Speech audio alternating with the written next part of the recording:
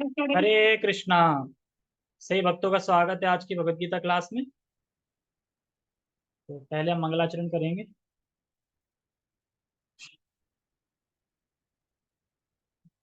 ओम अज्ञानतिमिरान्धस्य ज्ञानञ्जनशलाकया चक्षुरुन्मीलितं येन तस्मै श्रीगुरुवे नमः।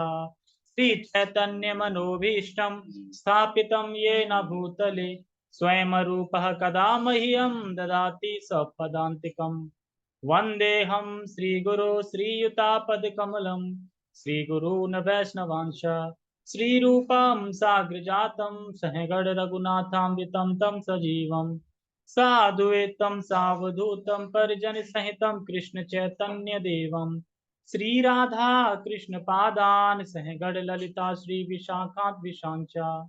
हे कृष्ण करुणा सिंधु दीनबंधो जगतपते गोपेश गोपिका कांत राधा कांता नमस्तुते। तप्त कांचन गौरांगी राधे वृंदावनेश्वरी वृषभानुसुते देवी प्रणमामि हरिप्रिये। वाञ्छाकल्पतरुभ्यश्च कृपा सिन्धुभ्य एव च पतितानां पावनेभ्यो वैष्णवेभ्यो नमो नमः। जय श्री कृष्ण चैतन्य प्रभु नित्यानंद श्री अद्वैत गदाधर श्रीवासादि गौर भक्त वृंद। हरे कृष्णा कृष्णा कृष्णा हरे हरे हरे राम राम राम हरे हरे। रामाय रामभद्राय रामचंद्राय वेदसे रघुनाथाय नाथाय सीताय पते नमः। नमां विष्णुपादाय कृष्णपृष्ठाय भूतले श्रीमते भक्तिवेदांता स्वामिनि इति नामिने। नमस्ते सारस्वते देवे गौरवाणी प्रचारिणे निर्विशेष शून्यवादी पाश्चात्य देशतारिणे। हरे कृष्ण।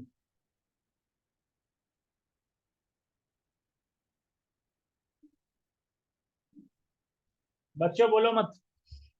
ठीक है। तो आज का श्लोक बहुत अच्छा है और आज के श्लोक को सुन के ये लगेगा कि बार बार वही क्यों बताया जाए। घूम फिर के तोड़ मड़ोड़ के वही बातें बताई जा रही, वही रजोगुण वही तमोगुण वही सदोगुण। क्यों बताया जा रहा है? क्योंकि हम अभी भी नहीं समझ पाए, इसलिए बताने जा रहा है बात। तो आज के श्लोक का लिंक क्या है? इसमें गुणों को कारण स्वरूप बताया है। इसमें इस श्लोक में गुणों को कारण स्वरूप बताया गया है। जैसे कोई भी कार्य हो रहा है तो उसका कारण क्या है? जैसे बताया था ना मैंने, कार्य कारण बताया था। जैसे कि मान लो ये लैपटॉप बनाया तो उसका कारण क्या है? मैकेनिक होगा जिसने बनाया होगा, वो कारण हो गया। उसी तरीके से जो भी कार्य हो रहा है तो कौन सा गुण कारण है उसका? मान लो भजन हो रहा है, कीर्तन हो रहा है, तो कौन सा गुण कार्य है? सत्वगुण। और मान लो कि गप्पे चल रही हैं बैठ के समाज में, तो कौन सा गुण है? और दारू चल रही है तो कौन सा गुण है? तमोगुण है। ठीक है, समझ गए? तो यही इस श्लोक में बताया गया है। ठीक है। और हमने 16 श्लोक कर लिए इस अध्याय के। क्या किसी को कुछ समझ में आया कि इसमें क्या चल रहा है? तीन गुण में क्या क्या बताया जा रहा है, क्या क्या बताने लगे?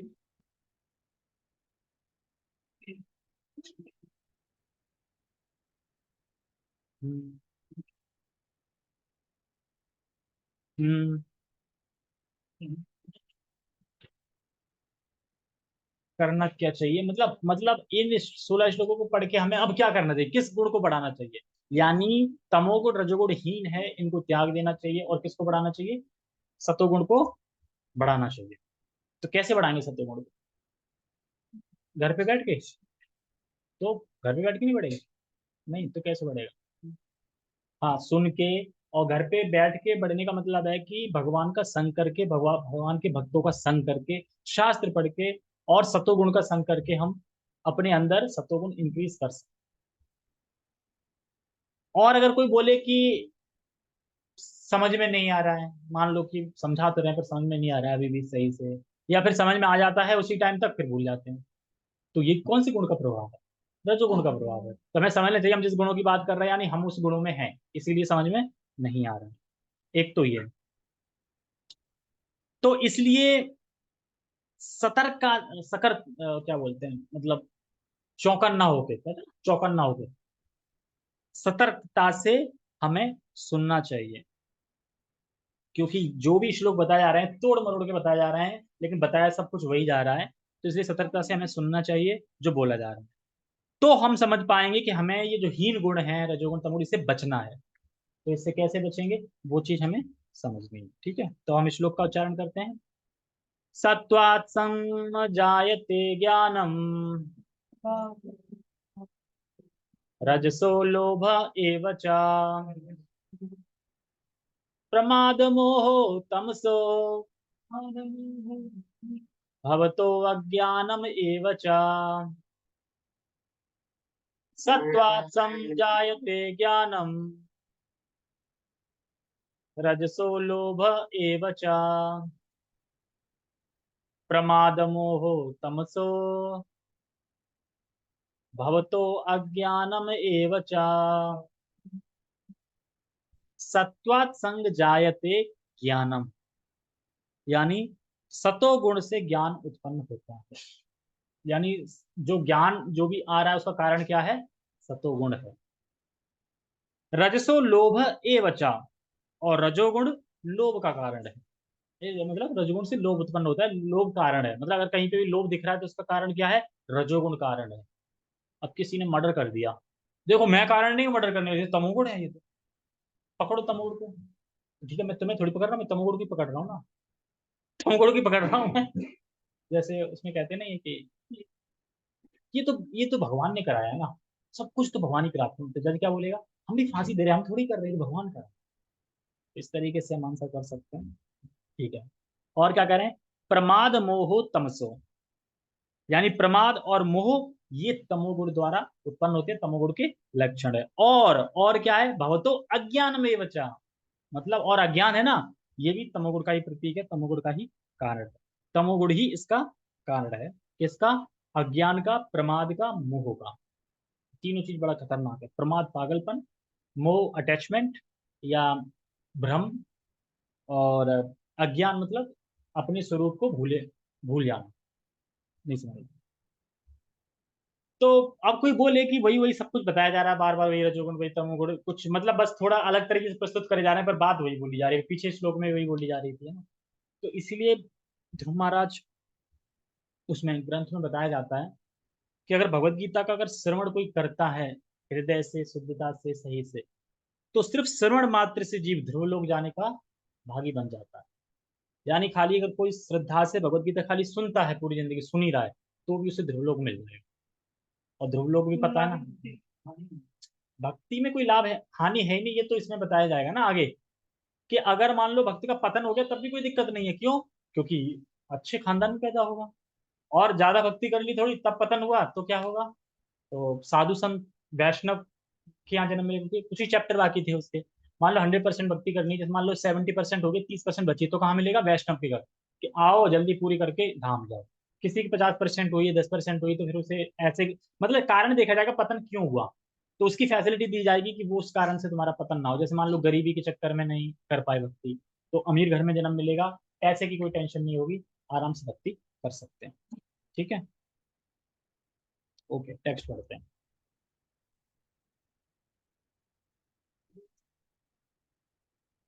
टेक्स्ट, सतोगुण से वास्तविक ज्ञान उत्पन्न होगा। वास्तविक ज्ञान क्या है,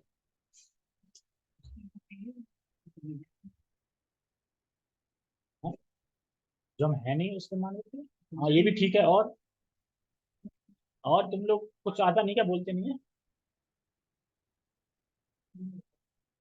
अच्छा, वास्तविक ज्ञान ये है कि हम आत्मा है और भगवान के दास है। और अवास्तविक ज्ञान का मतलब क्या है,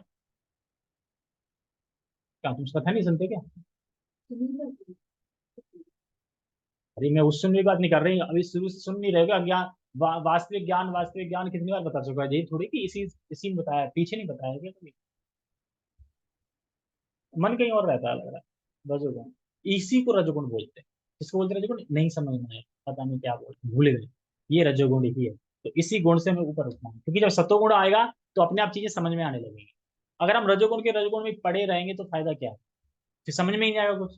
चलो ठीक है, कुछ ना करने से तो कर रहे हैं, लेकिन फिर भी हमें भक्ति में बढ़ना है आगे। और बढ़ना है तो हमें एक डायरी बनानी है, उसमें देखना है कि पूरे दिन में रजोगुण में मैं कब रहा, सत्वगुण में कब रहा, और तमोगुण में कब रहा, कम रहा, ठीक, मतलब कब रहा। उसमें फिर घंटे मिलाओ, कितने घंटे सत्वगुण, कितने घंटे रजोगुण, कितने घंटे तमोगुण। फिर इनको मिला के देखो कि क्या कम है मेरा, अच्छा सत्वगुण तो बहुत कम रहा, फिर सत्वगुण को बढ़ाओ, इस तरीके से। तो ये चीजें करनी है, तब होगा। जब भौतिक पढ़ाई कोई करते हैं, स्कूल जब जाते हैं, तो क्या ऐसे ही पहुंच जाते हैं, मुंह उठा के पहुंच गए और बस बोल दिया टीचर ने, सुन के आ गए? या पूरा बस्ता ले जाते हैं, बैग ले जाते हैं, बाकायदा लिखते हैं, फिर घर पे भी उसको रिवीजन करते हैं, सब करते हैं, याद करते हैं, नहीं करते हैं? मतलब भौतिक पढ़ाई के लिए तो खूब मेहनत करते हैं, लेकिन स्पिरिचुअल नॉलेज के लिए कोई मेहनत नहीं। उसके लिए भी मेहनत करनी पड़ेगी ना, ऐसे थोड़ी कि ऐसे ही आ गए सुन के चले गए, तो क्या फायदा। उसको अपनाओ और उसको करो। क्योंकि भगवान का नाम ऐसा है कि वो अपना प्रभाव दिखाएगा ही दिखाएगा, लेकिन भगवान का एक मतलब वो है कि भगवान की जो भक्ति है, भगवान का नाम है, वो शुद्ध तो तुरंत कर देता है, लेकिन फर्क तुरंत दिखता नहीं है, मतलब शुद्ध हो चुके प्रभाव नहीं तुरंत दिखता। ये भगवान ऐसा करके रखते हैं। तो इसीलिए हमें लग रहा है यार कुछ हो तो रहा नहीं है, कुछ समझ में नहीं आ रहा, बढ़ना खूब माला घिसना, कुछ नहीं हो रहा है। लेकिन छोड़ो मत, करते रहो करते रहो करते रहो, एक दिन हृदय में ज्ञान प्रकट हो जाए। क्योंकि भगवान का नाम तो करेगा ही देगा ज्ञान। लेकिन अभी प्रभाव नहीं दिखा रहा है, क्योंकि भगवान नहीं रोक रहा। देखते हैं कि कब तक करेगा, वह प्रभाव नहीं दिखेगा। मान लो कि दूध है, अब दूध का घी बनाना है, अब उसे मथ रहे हैं, और मथ रहे हैं, खूब पसीना निकल गया, पर आया ही नहीं घी। मत्थे मत्थे तो फिर जब मथ रहे हैं तो धीरे धीरे धीरे धीरे काफी प्रयास करके घी आ ही जाएगा। तो इसी तरीके से ये भक्ति है, जब मथते रहेंगे, इसे लगे रहेंगे तो प्रभाव दिखाएगा ही। तो वास्तविक ज्ञान ये है, इसमें बताया गया है, वस्तुओं को यथावत रूप में देखना। वास्तविक ज्ञान वही है, मतलब वस्तुओं को, जो भी वस्तु उसको यथावत रूप में देखना। तमोगुण में क्या है कि वो दिख नहीं पा रहा, उल्टा देख रहा है। रजोगुण में अपनी नृत्य के लिए देख रहा है, लेकिन सतोगुण में कैसे देख रहा है, यथावत देख रहा है वो चीज। तो वस्तुओं को यथावत रूप में देखना। रजोगुण से लोभ उत्पन्न होता है, और लोभ क्या करता है? लोभ मतलब कि कोई चीज प्राप्त होगी तो फिर क्या करेगा, और चाहिए, ये लोभ है, ठीक है। और तमोगुण से अज्ञान, प्रमाद और मोह उत्पन्न होता है। एक बार रिवीजन करें, अज्ञान क्या है? तुम बताओ, काले कलर, अज्ञान क्या है? अज्ञान क्या है? मैं पूछ रहा अज्ञान क्या है, तुम बताओ शेख। अज्ञान यही है कि हम अपने आप को शरीर मान रहे हैं, ठीक है। अज्ञान यही तो कि हम अपने स्वरूप को भूले हुए हैं। प्रमाद क्या है? पागलपन, संदीपना, ठीक है। और जो नहीं करना चाहिए वही करेगा, ठीक है। अब मोह क्या है? मोह तो पता होगा ना, मोह क्या है?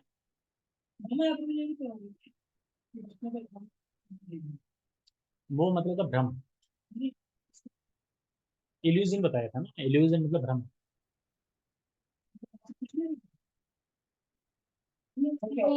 मोह अटैचमेंट, अटैचमेंट।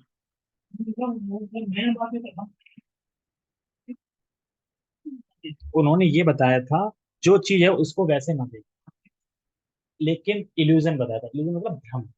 तो हम अपने आप को शरीर मान रहे हैं, भ्रम नहीं है? हम मान रहे हैं ये मेरी माँ है, मेरा भ्रम नहीं है? तो अल्टीमेट तो भ्रम हो गया ना।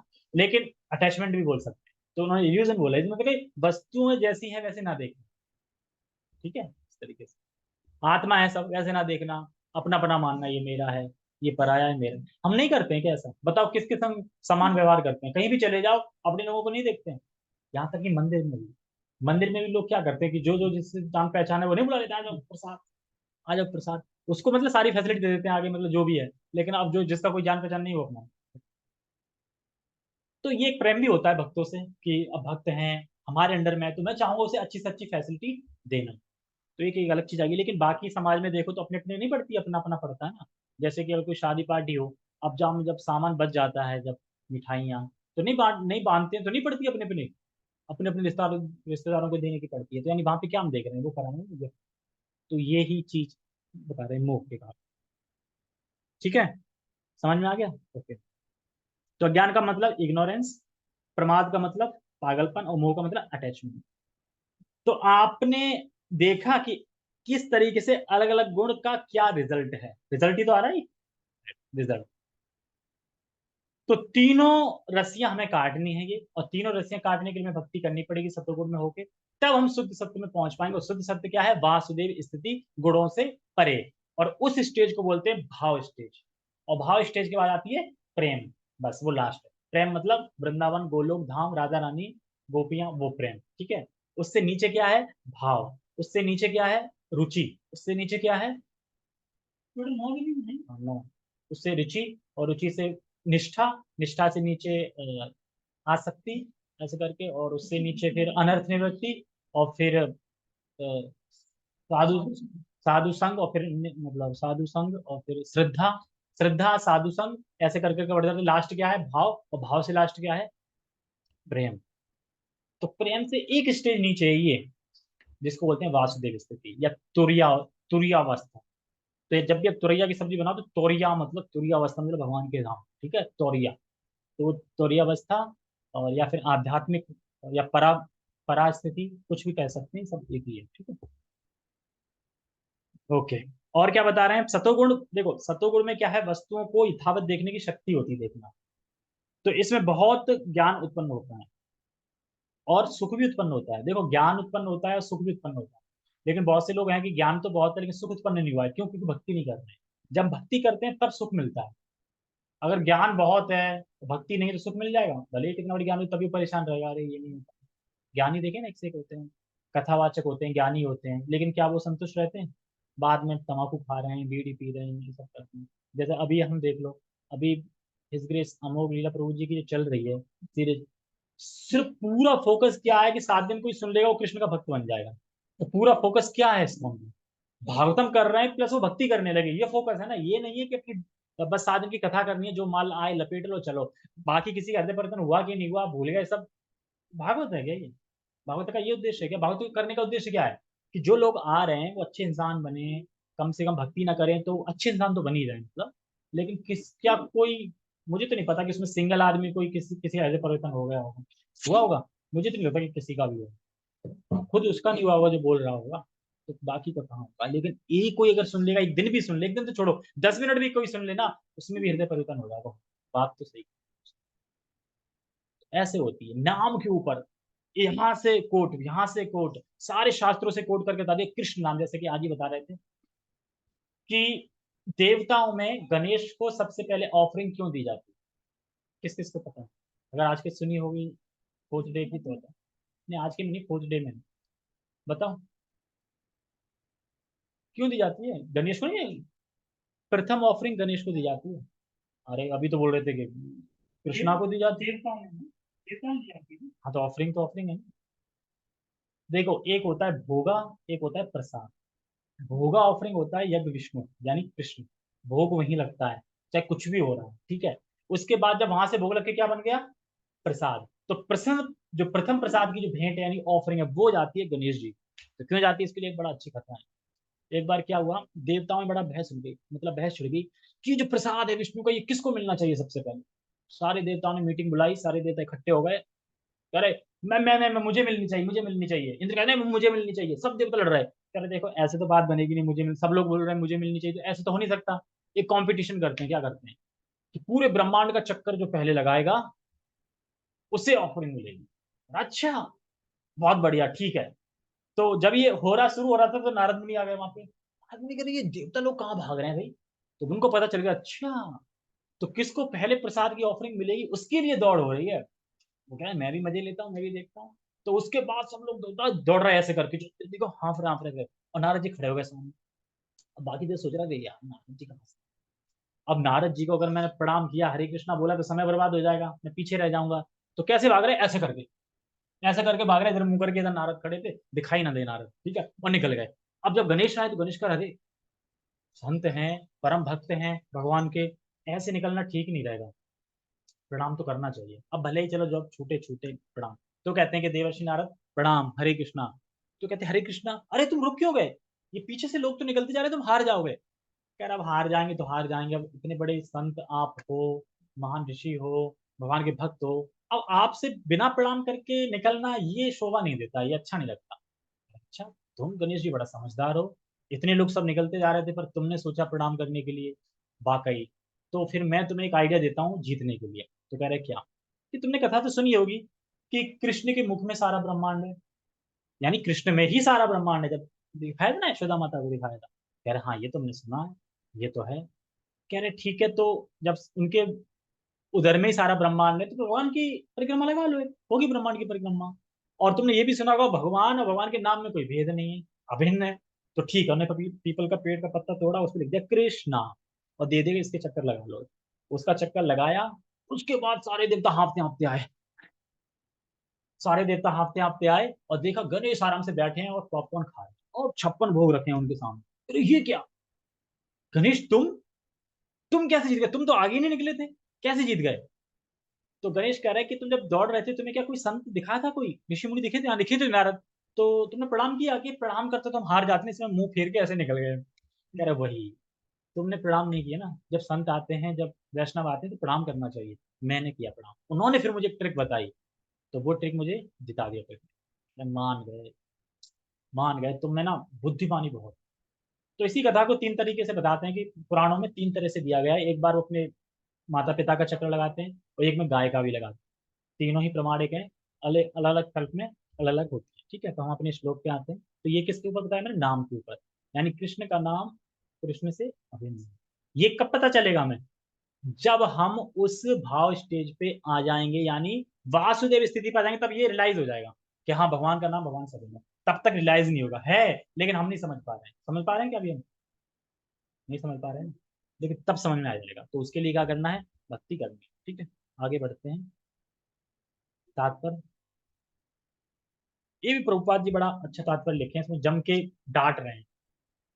चूंकि वर्तमान सभ्यता जीवों के लिए अधिक अनुकूल नहीं है, अतएव उनके लिए कृष्ण भावनामृत की संतुष्टि की जाती है। क्यों अनुकूल नहीं है? क्योंकि पहले के जमाने वर्णाश्रम का पालन होता था। जो 4 वर्ण थे उसमें शूद्र को छोड़ के बाकी सब गुरुकुल जाते थे। गुरुकुल जाते थे तो वहां पे पढ़ाई करते थे, 25 साल तक आध्यात्मिक शिक्षा लेते थे। उसके बाद गृहस्थ में आते थे, फिर भी संयमित जीवन जीते थे। तो सब कुछ अनुकूल होता था, सही से चलता था। लेकिन अब तो वो 5 से लेके 25 साल जो आध्यात्मिक शिक्षा वो खत्म ही हो गई। तो अब सब लोग रजोगुण में कार्य कर रहे हैं, तमोगुण में कार्य कर रहे हैं और फंस रहे हैं। इसीलिए कह रहे हैं कि सभ्यता है वो जीवों के लिए अधिक अनुकूल नहीं है, प्रतिकूल है। ठीक है। कृष्ण भावनामृत के माध्यम से समाज में सत्वगुण विकसित होगा। कृष्ण भावनामृत के माध्यम से सत्वगुण विकसित होगा, मतलब कृष्ण भावनामृत माध्यम क्या क्या करना है? कृष्ण भावनामृत में माध्यम से कैसे होगा? कृष्ण भावनामृत में क्या करना है? हैं? विकसित होगा। सत्वगुण विकसित हो जाने पर लोग वस्तुओं को असली रूप में देख सकेंगे। यानी तब तक असली रूप में देख नहीं पाएंगे, क्योंकि सत्वगुण में आ जाएंगे ना सब, कृष्ण भावना में सत्वगुण में, फिर वस्तुओं को असली रूप में देखने लगेंगे कि ये बाल्टी है, ये गैस है, ये है, ये है, इस तरह से। तो कृष्ण भावना में क्या करना है? कृष्ण भावना मतलब होता है भगवान का नाम का जप, भगवान की कथा का श्रवण, और भगवान का प्रसाद ग्रहण कर। ये तीनों चीज इंपॉर्टेंट है। लेकिन हम लोग जो प्रसाद है उसको हल्के में ले लेते हैं। ले नहीं लेते हल्के में? अरे कभी भी कुछ खा नहीं लेते इधर उधर से, कैसे भी, मतलब कैसे ना, कभी कुछ खाने में इतना ज्यादा सोचते नहीं, ना तो प्रॉपरली मंत्र पढ़ते हैं, ऐसे ही ले लेते हैं। लेकिन सबसे शक्तिशाली है प्रसाद, क्योंकि कहते हैं आहार शुद्धो सत्व शुद्धि। आहार से हमारा जो हृदय है वो शुद्ध होता है। और कितनी कथाएं जो प्रसाद से ही भक्त बने हैं, है ना। इसीलिए हमें प्रसाद को शक्तिशाली लेना चाहिए, हल्के में नहीं लेना चाहिए, क्योंकि प्रसाद बहुत जरूरी है। इसलिए हमेशा प्रसाद ही खाना चाहिए। तो प्रसाद ग्रहण करने से करोड़ों करोड़ यज्ञ अपने आप हो जाते हैं। क्या क्या? भगवान का नाम शक्तिशाली है, इसका मतलब ये नहीं कि प्रसाद शक्तिशाली नहीं। नहीं, ये नहीं बोल रहा हूँ सब शक्तिशाली, मतलब कि हल्के में नहीं लेना चाहिए। भगवान का नाम सबसे शक्तिशाली है, लेकिन प्रसाद भी शक्तिशाली है। जिस तरीके से हम हरे कृष्णा सही से करते हैं, कि हम प्रसाद के मामले में सीरियस हैं उतने खाने में नहीं है ना, तो वही चीज बताना चाहिए। ठीक है, कि भगवान का प्रसाद ये बहुत शक्तिशाली है। पर हम देखो, यहाँ पे जब कहीं पे बात आती है ना, डबल डबल बातें आती हैं, तो इसका मतलब ये नहीं है कि एक चीज महत्वपूर्ण बता दी तो दूसरी महत्वपूर्ण नहीं है। वो भी महत्वपूर्ण है, अपनी अपनी जगह पे सब महत्वपूर्ण है। अब एक बात बता, जब इनपुट अच्छा नहीं जाएगा तो आउटपुट अच्छा कैसे निकलेगा? अब मैं बोलूँ ठीक है नाम शक्तिशाली है, फिर खा रहे हो उधर उधर का, फिर निकलेगा नाम? नाम कब निकलेगा? जब खाओगे। आहार शुद्ध भी तो होना चाहिए, दोनों चीज होनी चाहिए। मान लो कि कोई नाम तो ले रहा है भगवान का, खा भी पान रहा है, तो नाम ले रहा है वो? नहीं ले रहा है ना नाम। पान खा रहा है, सुपारी जो भी खा रहा है। ठीक है। तो प्रसाद ग्रहण करने से और क्या, 2 करोड़ करोड़ों करोड़ों यज्ञ करने का फल मिल जाता है। जैसे 3 तीरम बताया गया ना, 3 तीरम भगवान ने यूं ही थोड़ी बोल दिया। कि जो मुझे भोग अर्पित किए बिना जो खाता है वो निश्चित रूप से पाप खाता है। क्या वो पाप खाता है? तो यानी कोई भले ही वेज खा रहा हो लेकिन भगवान कृष्ण को भोग नहीं लगा के खा रहा है तो वो पाप ही खा रहा है। ये चीज हमें समझनी चाहिए। यानी हम देख सकेंगे कि जीवन का उद्देश्य क्या है, यही देखना। तमोगुण में रहने वाले पशु तुल्य, तमोगुण में रहने वाले पशु तुल्य होते हैं। देखो हम नहीं बोल रहे हैं, देखो प्रभुपाद जी बोल रहे हैं। जो तमोगुण में रहता है वो क्या है? पशु तुल्य है, क्योंकि उन्हें पता ही नहीं कुछ, और वे वस्तुओं को स्पष्ट रूप में नहीं देख पाते। उदाहरण अर्थात तमोगुण में रहने के कारण लोग यह नहीं देख पाते कि जिस पशु का वध कर रहे हैं उसी के द्वारा वे अगले जन्म में मारे जाएंगे। यानी तमोगुणी लोग, जैसे कि कभी कभी तमोगुणी लोग हमें बेवकूफ बना सकते हैं लेकिन वो यमराज को बेवकूफ नहीं बना सकते। जैसे हम कभी भगवान नाम बताया रे थोड़ा, या फिर वो मान लो कुछ भी बताया अगर अभी ना मुझे कुछ काम आ गया, जब भी भगवान के बारे में बताना तो अभी थोड़ा बाद में आता हूँ, कुछ ऐसे इग्नोर कर जाते हैं। हमें भले ही बेवकूफ बना दे, इग्नोर कर दे, लेकिन क्या वो यमराज को इग्नोर कर सकते हैं? नहीं कर सकते ना। यमदूत तो पहने बैठे हैं। बता दें यमदूत के नक्शे ही ऐसे होते हैं, उनके बताए गए हैं नक्शे कैसे होते हैं, बड़े बड़े दांत होते हैं, उनका आंख ऐसे होते हैं, उन्हें देख के डर जाओगे तुम। ये क्या, जैसे कि जो मरते हुआ इंसान कभी देखो तो बड़ा घबराया हुआ होता है। हम सोच रहे होते हैं कि शायद ना सांस नहीं ले पा रहा है, या फिर मान लो कि आगे से गीला वगैरह हो गए मान लो कि, तो वो क्यों हो जाता है? वो अमदूतों के लाइव दर्शन कर रहा है उसकी वजह से हो जाता है। हम सोचते हैं कि कुछ उसी की वजह से हो गया, तो सब उसकी वजह से होता है। इसीलिए जो भगवान कृष्ण की कथा सुनता है, तो वो जी बता रहे थे कि उसके लिए बैड न्यूज है, यानी बुरी खबर है कि वो यमदूतों का दर्शन नहीं कर, जो भगवान की कथा सुनता है वो यमदूतों के दर्शन नहीं कर पाएगा, तो उनके संग सेल्फी नहीं खींच पाएगा। ठीक है, तो देख लो, यमदूत दर्शन करने हैं अगर तो फिर भगवान की कथा छोड़ दो, और अगर नहीं करने हैं तो फिर करो। ठीक है, ओके। तो जैसे बताते हैं चार प्रकार के लोग होते हैं जो भगवान की भक्ति में आते हैं। एक धन की इच्छा से, एक डर की वजह से, और एक ज्ञानी, एक जिज्ञासु। तो जब हम किसी को बताते हैं ना अरे तुम अगले जन्म में मारे जाओगे, उसी की बद से नर्क मिलेगा ही मिलेगा, तो डर की वजह से आ जाता है कभी कभी, तो अच्छा है कम से कम कैसे भी आ जाओगे शरण में, तो आए डर की वजह से ही। वास्तविक ज्ञान की शिक्षा ना मिलने के कारण वे अनुत्तरदायी बन जाते हैं, इन रिस्पॉन्सिबल।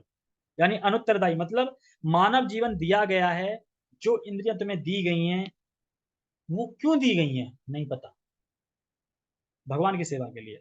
और जो वाणी दी गई है, जो हाथ दिए गए हैं, क्यों दिए गए, वो सोचती नहीं कि क्यों दिए गए, किसने दिए हैं, क्यों दिए गए, कोई फर्क नहीं पड़ता। तो भगवान खाने, जैसे बताते हैं ना भगवान खाने पीने इन सब का ज्ञान देते हैं ना, मतलब कैसे तुम भोग कर सको उसका भगवान ज्ञान देते हैं।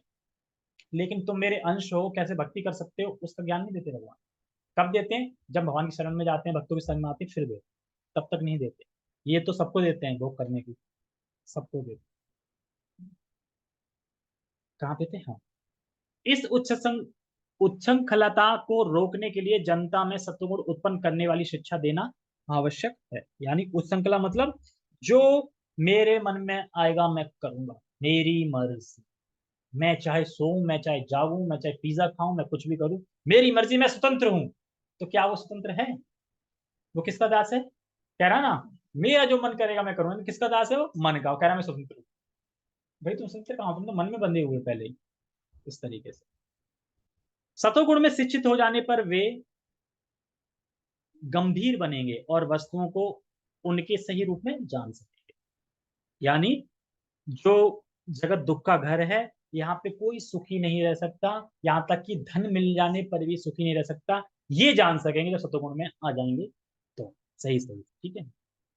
भले ही अधिकांश नहीं, तब लोग सुखी तथा संपन्न हो सकेंगे। यानी देखो, अगर भक्त भी अपने हृदय में, कभी कभी भक्त के हृदय में भी इच्छाएं आ जाती हैं, जैसे कि वो कीर्तन कर रहा है तो कोई हमारी तारीफ करे तो कर रहा है, कथा कर रहा है तो कोई तो बोले बाद में बहुत अच्छी कथा, याद आती है ना इच्छाएं। तो हमें क्या इच्छा रखनी चाहिए कि मैं कृष्ण की प्रसन्नता के लिए कर रहा हूँ खाली, ये इच्छा होनी चाहिए, सिर्फ कृष्ण के लिए इच्छा होनी चाहिए। तो भक्तों में कोई इच्छा आ जाती है तो ये इच्छा कैसे दिख रही है? जब वह सतोगुण में आ जाता है तब पता चलता है कि मुझ में ये इच्छा आ रही है बहुत। सत्वगुण में आने के बाद कोई रजोगुण में पता नहीं चलता ना कि इच्छा आ रही है क्या आ रही है, सत्वगुण में ही आगे पता चलता है, और धीरे धीरे फिर सत्वगुण से शुद्ध सत्व में आ जाता है, फिर इच्छा भी गायब हो जाती है।